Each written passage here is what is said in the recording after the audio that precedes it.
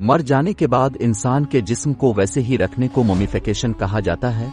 खास अमल का इस्तेमाल करते हुए मिस्री लोग जिस्म से तमाम नमी को हटा देते हुए सिर्फ एक खुश्क शक्ल छोड़ देते जो आसानी से खराब नहीं होती थी। उनके मजहब में ये जरूरी था कि मैयत को मुमकिना हद तक जिंदा रखा जाए।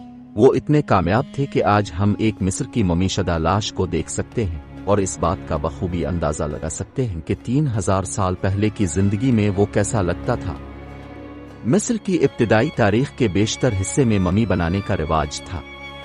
कदीम दौर की इब्तिदाई ममियां शायद हादसाती थीं। चूंकि मिस्र में तकरीबन बारिश नहीं होती थी, इत्तेफाक से खुश्क रेत और हवाओं ने कुछ लाशों को महफूज कर लिया जो रेत में खोदे हुए उथले गढ़ों में दफन है।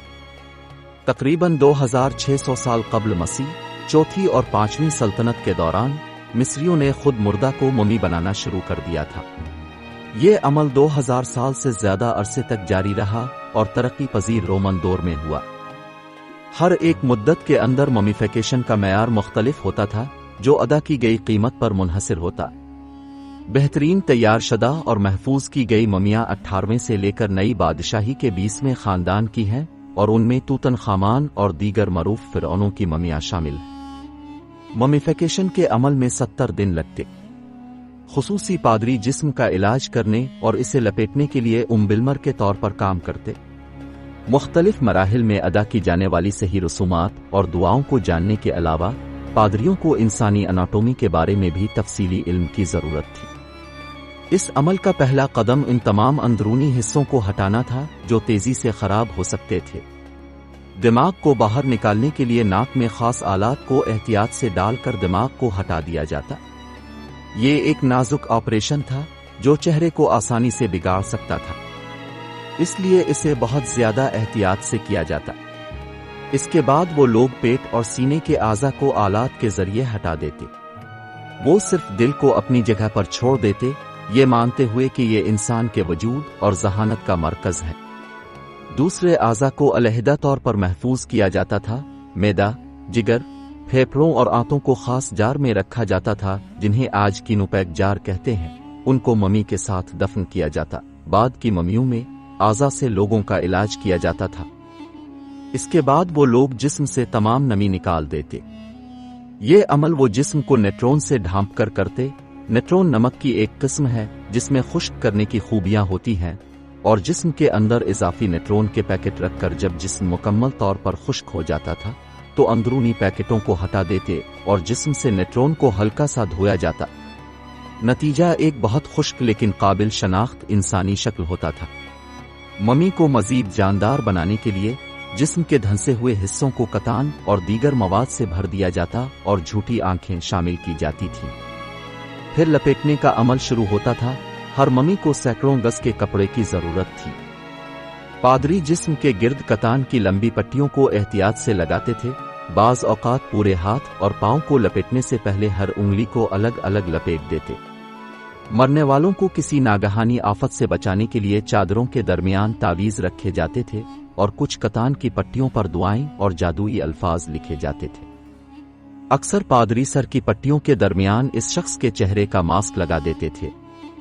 आखिर में पादरी कफन जिस्म पर लपेटकर इस जिस्म को महफूज कर देते। इस दौरान ममी की तैयारी करने वाले पुजारी ही मसरूफ नहीं थे, बल्कि कब्र की तैयारी आमतौर पर इस शख्स की मौत से बहुत पहले शुरू हो जाती थी।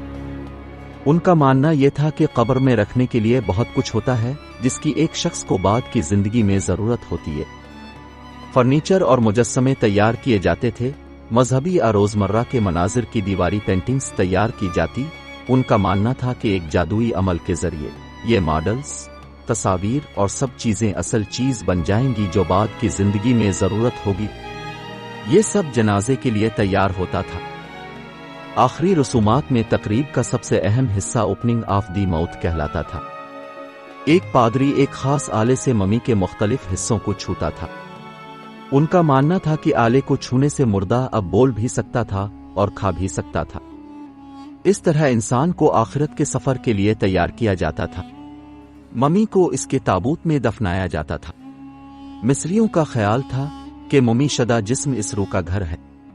अगर जिस्म तबाह हो जाए तो रूह खत्म हो सकती है। یہی وجہ تھی کہ وہ لوگ اپنی زندگی سے بے پناہ محبت کی وجہ سے اپنی موت کا منصوبہ جلد بنانا شروع کر دیتے تھے اور طرح طرح کی وصیتیں کر جاتے تھے۔ موت کے بعد مصر کے فرعونوں کو عام طور پر ممی کیا جاتا تھا اور وسیع قبروں میں دفن کیا جاتا تھا، اور کبھی کبھار عام لوگوں کو بھی ممی کیا جاتا تھا، لیکن یہ عمل بہت مہنگا تھا، اس لیے بہت کم لوگ ہی اسے کر پاتے تھے۔ مذہبی وجوہات کی بنا پر کچھ جانوروں کو بھی ممی کیا گیا تھا۔ ابتدائی خاندانوں کے مقدس بیلوں کا ساکارا میں اپنا قبرستان تھا۔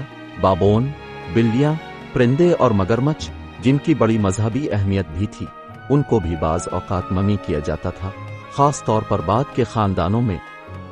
اگر آپ کو ہماری ویڈیو اچھی لگی تو ویڈیو کو لائک اور قاضی ٹی وی کو سبسکرائب کرنا مت بھولیے گا۔